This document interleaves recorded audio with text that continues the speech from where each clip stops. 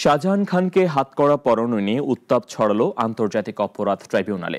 শেষ পর্যন্ত অভিযোগ গেল বিচারকের কাছে।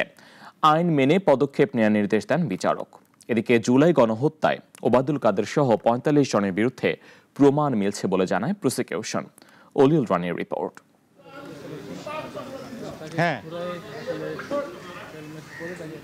শাহজাহান খানের এ রেগে যাওয়া পেছনে হাত নিয়ে হাতকড়া পরানোর প্রতিবাদে সকালে আন্তর্জাতিক অপরাধ ট্রাইব্যুনালে যখন একে একে আওয়ামী লীগ নেতাদের হাজির করা হয়, সবার আগে প্রিজন ভ্যান থেকে নামানো হয় শাহজাহান খানকে। তখনই শুরু হয় হাতকড়া বিতর্ক।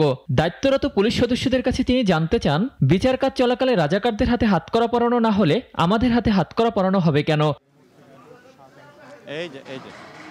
অনিচ্ছা সত্ত্বেও হাতকড়া পড়তে হয় শাহজাহান খানকে। সাবেক এই নৌপরিবহন মন্ত্রীর অবস্থা দেখে আর কেউ প্রতিবাদ করেননি হাতকড়া নিয়ে। সালমানের রহমান থেকে আনিসুল হক, আমির হোসেন আম্মু থেকে পলক, সবার হাতেই ছিল হাতকড়া। তবে হাতে লাঠি থাকায় ফারুক খান আর অসুস্থ থাকায় কামাল আহমেদ মজুমদারকে হাতকড়া পড়তে হয়নি। পরে হাতকড়া ইস্যু আদালতের নজরে আনেন আসামিপক্ষের আইনজীবী।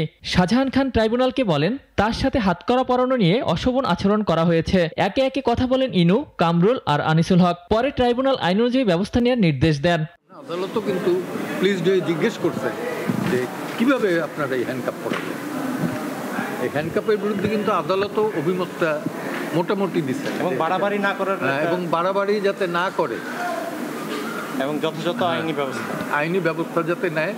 এদিন চিফ প্রসিকিউটর আদালতকে বলেন, জুলাই অভ্যুত্থানের গণহত্যায় ওবায়দুল কাদের সহ ৪৫ জনের বিরুদ্ধে প্রমাণ পেয়েছে তদন্ত সংস্থা। ২০ জুলাইয়ের মধ্যে এই মামলার তদন্ত প্রতিবেদন দাখিলের নির্দেশ দেন আদালত। হাসিনা নির্দেশ দিয়েছিলেন, তার মন্ত্রিপরিষদ, তার পুলিশ বাহিনী সেটা ক্যারি আউট করেছেন এবং তারা এই পরিকল্পনা সাজানো মাঠ পর্যায়ে বাস্তবায়নের কাজ করেছেন। এটা pure and simple wide spread and systematic attack on civilian population. এদিকে শেখ হাসিনার ১৬ বছরের শাসনামলে ৮ থেকে ৯০০র মতো গুমের ঘটনা ঘটেছে জানিয়ে ২০০র মতো গুমের বিচার চলছে বলেও জানান প্রসিকিউশন। তথ্য প্রমাণ সংগ্রহ অনেকগুলোই হয়েছে, অনেকগুলো চলমান আছে।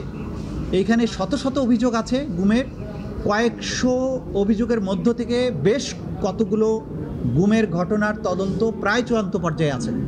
জুলাই আগস্ট গণহত্যায় শেখ হাসিনার বিরুদ্ধে তদন্ত একেবারে শেষ পর্যায়ে। যে কোনো দিন হতে পারে ফরমাল চার্জ গঠন বলেও জানান চিফ প্রসিকিউটর।